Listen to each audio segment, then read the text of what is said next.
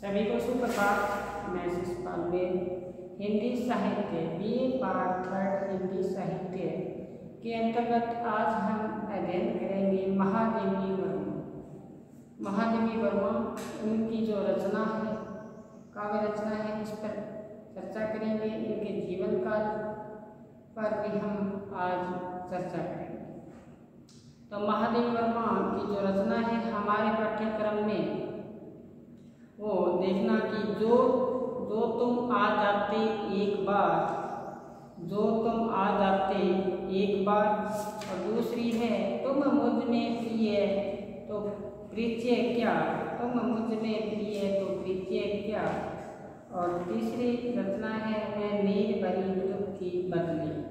छोटी छोटी इनकी रचनाएं हैं, बड़ी ही अच्छी, क्योंकि महादेवी वर्मा को आधुनिक युग की मीरा कहा जाता है। तो उनकी रचना है हमारे पाठ्यक्रम में जो तुम आ जाते एक बार, देखना, जो तुम आ जाते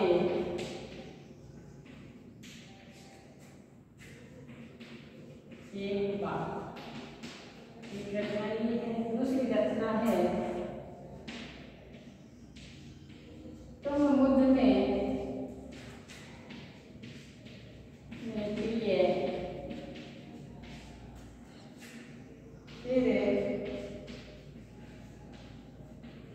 प्रीत्य क्या, और तीसरी रचना है मैं नीर भरी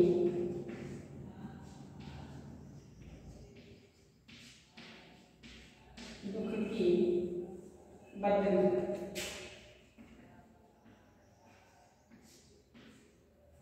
मैं नीर भरी दुख की बदली, ये तीन रचनाएं हमारे पाठ्यक्रम में इनकी है।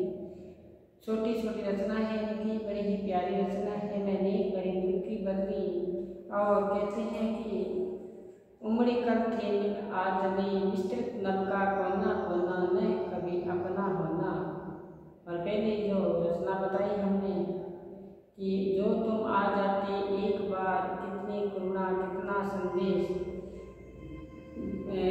बिछ जाते मन पथ में पराग, गाता प्राणों का तार तार उन्माद भरा अनुराग राग, जो तुम आ जाते एक बार। इसको हम साथ साथ लिखेंगे, साथ साथ में देखो पढ़ेंगे। इससे पहले इनके जीवन विधि के बारे में जाने तो महादेवी वर्मा का जन्म, ये अपने महादेवी वर्मा है, ये छायावादी काव्य धारा की प्रमुख स्तंभ है।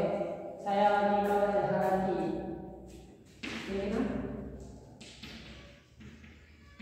छायावादी काव्य धारा की स्तंभ है। सबसे पहले इन्होंने भरत भाषा में लिखना शुरू किया, तुरंत उन्होंने खड़ी बोली में लिखना शुरू कर दिया और छायावादी में अपना प्रमुख स्थान प्राप्त किया। इस प्रकार से इनका जन्म उत्तर प्रदेश में हुआ। जन्म इनका उत्तर प्रदेश में हुआ था।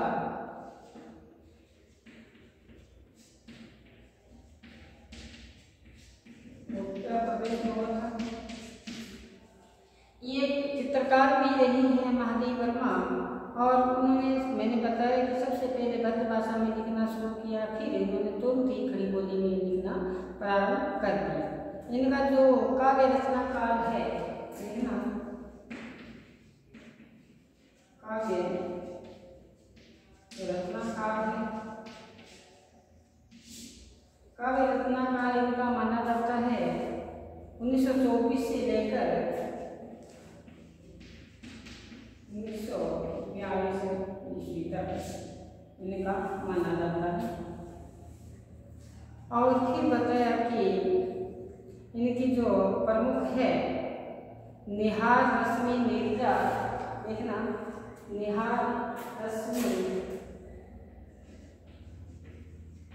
निहार रश्मि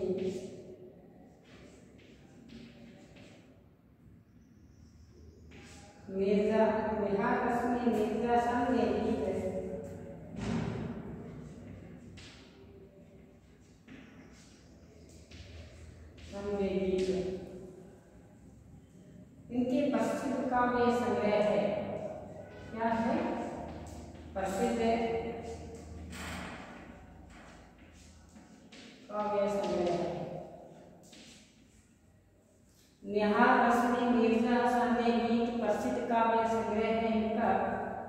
याद रखना निहार, रश्मि, नीरजा और संध्या इनकी।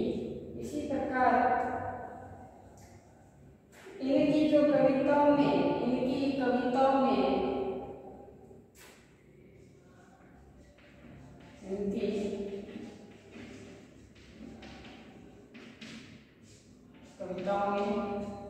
क्या है, देखो इनकी कविताओं में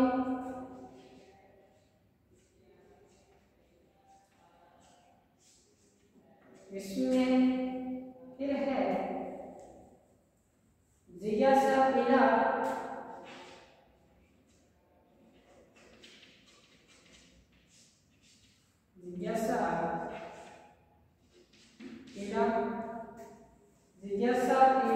इनके काव्य में विद्यमान है और आध्यात्मिक के भाव भी मिलते हैं, देखना आध्यात्मिक के भाव मिलते हैं। हमने जाना कि हमारे पाठ्यक्रम में ये 3 रचनाएं हैं जो तुम आज हफ्ते एक बार, फिर दूसरी है तुम मुझे प्रिय तो परिचय क्या, तीसरी है मैं नीर परी की बदली। जीवन परिचय के बारे में हमने जाना कि इनका जन्म उत्तर प्रदेश में हुआ। इनकी काव्य यात्रा है जो 1924 से लेकर 1942 तक रही। सबसे पहले उन्होंने ब्रज भाषा में लिखना प्रारंभ किया, लेकिन तुरंत ही उन्होंने खड़ी बोली में लिखना शुरू कर दिया और छायावादी में अपना स्थान प्राप्त किया। फिर इनकी रचनाओं के बारे में हमने जाना कि निहार, नीरजा, रश्मि ये निसंदेह इनके प्रसिद्ध काव्य संग्रह है। इन काव्य संग्रहों में क्या है, इनकी कविताओं में किसके भाव मिलते हैं, विस्मय के भाव, फिर बताया जिज्ञासा और पीड़ा यानी कि एक वेदना के भाव इनमें मिलते हैं और साथ साथ में संकेत मिलते हैं आध्यात्मिकता का और संकेत मिलते हैं। तो ये हमने जाना इनका जो काव्य है जैसे नीरजा, निहार, रश्मि, संध्या प्रसिद्ध काव्य संग्रह है। इन कविताओं में क्या विस्मय, जिज्ञासा, पीड़ा, आध्यात्मिक के भाव मिलते हैं। एक बार अपने लिस्ट में इसको अंकित करें, फिर चलते हैं आगे। देखिए महादेवी वर्मा के बारे में हमने यहाँ तक जाना कि इनके काव्य में जिज्ञासा, विस्मय, आध्यात्मिक और संकेत मिलते हैं। इनके काव्य में क्या है कि इनके गीतों की मूल स्वेदना बताई। ये गीत है इनके गीतों की मूल स्वेदना, जैसे जिज्ञासा है, आध्यात्मिकता है, कौतूहल है और ये बताया। इनके काव्य में जो प्रमुख प्रवृत्ति रही है काव्य की, देखना काव्य की प्रमुख प्रवृत्ति है जो वो है रहस्यवाद। इनकी काव्य की प्रमुख प्रवृत्ति रही है वो है रहस्यवाद, और रहस्यवाद के कारण ही ये क्या बताते हैं, आधुनिक युग की मीरा कहा जाता है। देखना आधुनिक युग की मीरा कहा जाता है।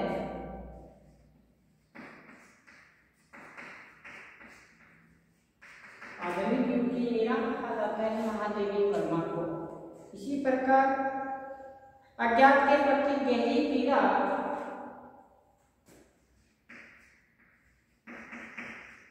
अज्ञात के प्रति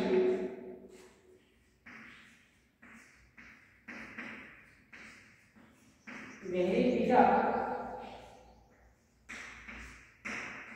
अज्ञात के प्रति गहरी पीड़ा अभिव्यक्ति जो मिलती है इनकी गीतों में मिलती है।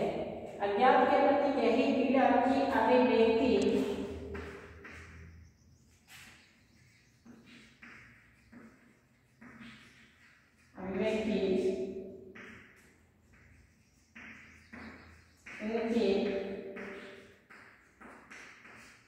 गीतों में मिलती है।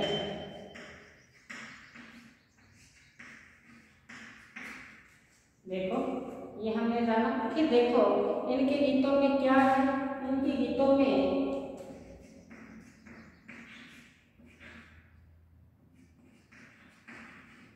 संगीतात्मकता, इनके गीतों में संगीतात्मक सरलता, सहजता,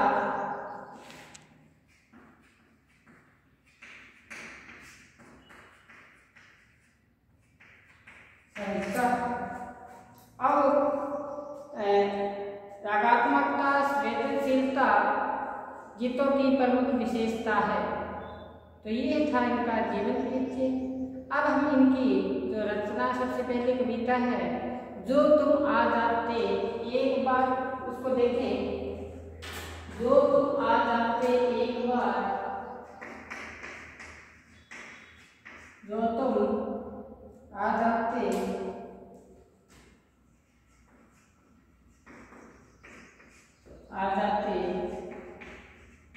एक बार, जो तुम आ जाते एक बार। फिर आगे देखो, जो तुम आ जाते एक बार, कितनी करुणा कितना संदेश, कितनी करुणा कितना संदेश,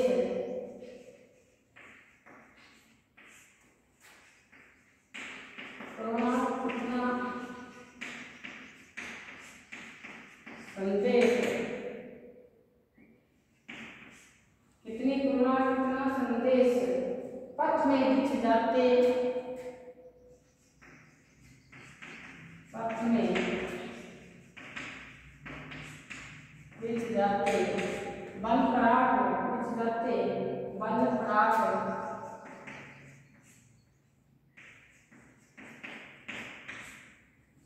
गाता प्राण का तार तार,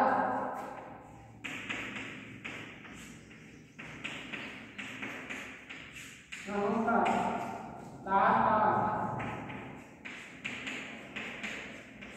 गाता प्राण का तार तार, अनुराग भरा, अनुराग भरा,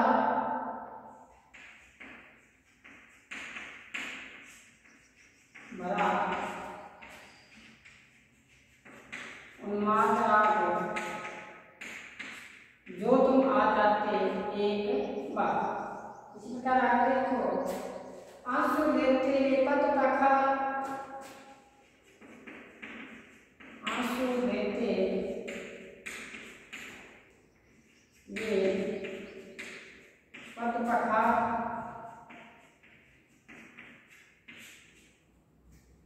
पद पखा, हंस उठते पल में,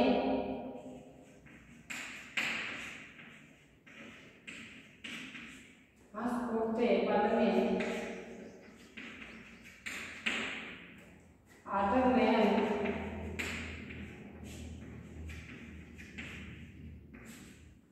आदर नयन, भूल जाता होठों का विषाद,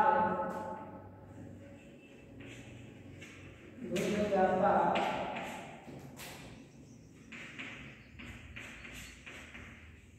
होठों का विषाद। एक बार देखिए आगे क्या बताया है। देखो, जो तुम आ जाते एक बार,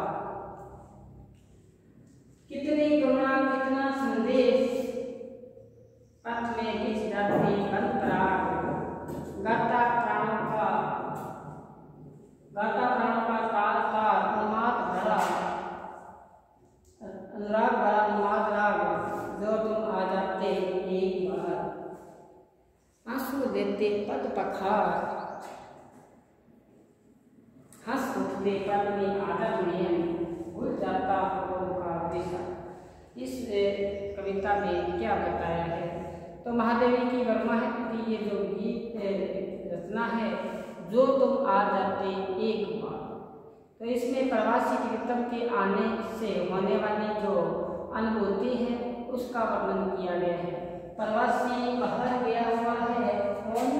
प्रवासी बाहर गया हुआ है, आने के बाद जो स्थिति होती है खुशी की, उन्मादी जो स्थिति होती है उसका वर्णन का वर्णन, अनुभूति का या मादकता का वर्णन केवल, इसको मादकता केवल मादकता का वर्णन यहाँ किया गया है।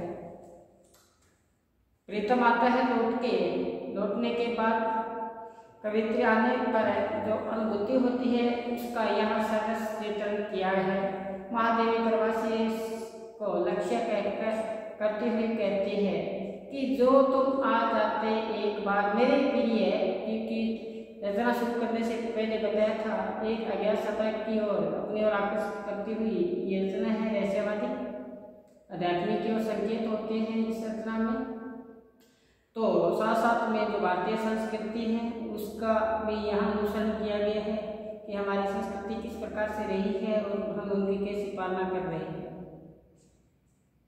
जो तुम आ जाते एक बार अपने प्रिय को लक्ष्य करते हुए यहाँ महादेवी वर्मा कह रही है कि एक बार तुम आ जाते, जो तुम आ जाते एक बार, कहते हैं कितनी करुणा कितना संदेश पथ, कितनी करुणा कितना संदेश पथ में बिछ जाते बन पराग। कहते हैं मैंने आपको संदेश भेजा, करुणा भरा संदेश भेजा मैंने आपको। और कहते हैं अगर आप आ जाते तो कहते हैं पथ में बिछ जाते बन पराग। आपका आने से, आपका स्वागत करने से मेरी, कहते हैं रास्ते में फूलों के पराग हैं उनको मैं बिछा देती, इतना सत्कार करती।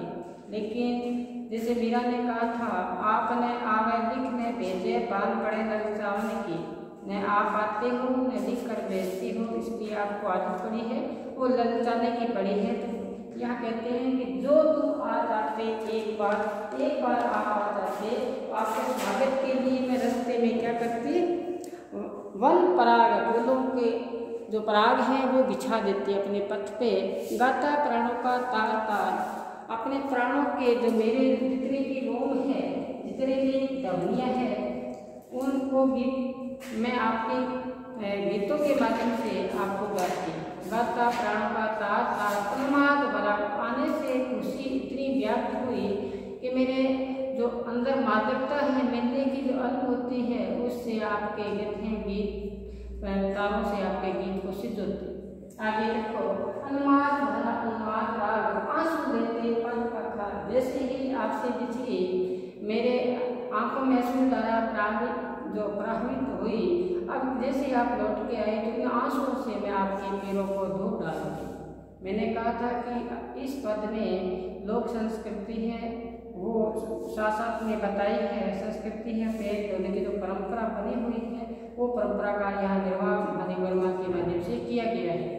तो कहते हैं आंसू लेते पथ पखार, आपके आने से मेरी आंखों में अश्रुधारा प्रवाहित हुई, उनसे आपके पैरों को मैं धो डालती।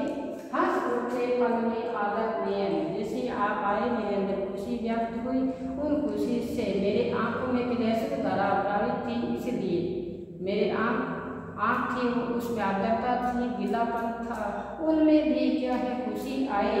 और पल में हंस पड़ते, पल में आदर में वो आँखें हंस पड़ती और क्या होता है धुल जाता होठों का विषाद। इन होठों पर जो काफी समय आपके बिछड़ के जो अलगाव के जो उदासी का जो भाव था, आपके मिलने से उदासी दूर हो जाती। तो महादेवी वर्मा एक अज्ञात सत्ता को यहाँ विरह बैठा की जो वेदना है, पीड़ा है, उसको बताया। तो कहते हैं जो तुम आ जाते एक बार आप आ जाते, कहते हैं आपके लिए मैंने कितने करुणाओं के संदेश भेजे, लेकिन आप आए नहीं, इसलिए एक बार आप आ जाते।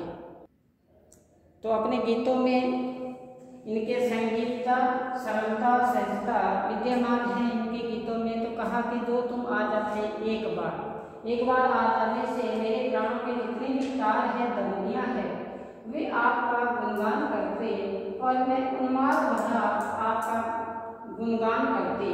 आंसू मेरे आते, अश्रुधारा प्रवाहित हुई, उससे मैं आपके पैरों को धो डालती। मीरा ने कहा था ना, ये बहु नेम में रुके और न माने नीर बह जैसे सावन की। प्रीतम के अलगाव होते ये आंखें कहना नहीं मानती, क्योंकि आंखों से अश्रुधारा बहती है। इस प्रकार से इसने महादेवी वर्मा ने कहा है कि मेरी आंखों से जो अश्रुधारा प्रवाहित हुई उससे आपके पैरों को मैं धोती और हंस पड़ते पल में आदर में आपके अभाव से मेरी आंखों में जो अश्रुधारा थी अब वो हंस उठते खुशी से हंस उठते होठों पे उदासी का भाव था, बिछड़ का जो भाव था उन भावों को मिट जाता और खुशी खुशी आपको मैं स्वीकार कर लेती। लेकिन जो तुम आ जाते एक बार, अभी तक आप लौट कर नहीं आए, कितना संदेश भेजा, वो भी संदेश भेजा है, कौन सा भेजा है, करुणा रूपी संदेश, लेकिन अभी तक आप लौट के नहीं आए। तो ये हमारी प्रथम थी प्रसंग व्याख्या ये था, जो तुम आ जाते एक बार। आज हमने महादेव वर्मा का जीवन परिचय जाना, इनकी रचनाओं के बारे में जाना। इनकी प्रथम रचना थी जो तुम आ जाते एक बार, जो हमने शुरू कर रखा है। दूसरी रचना मैंने बताई कि तुम मुझ में प्रिय है तो परिचय क्या। तीसरी रचना है जो मैं नीर भरी दुख की बदली। ये 3 रचनाएं हैं छोटी छोटी। कल फिर महादेव वर्मा की रचनाओं के साथ हाजिर होंगे। तब तक आप घर पर रहें, सुरक्षित रहें, पढ़ते रहें। धन्यवाद।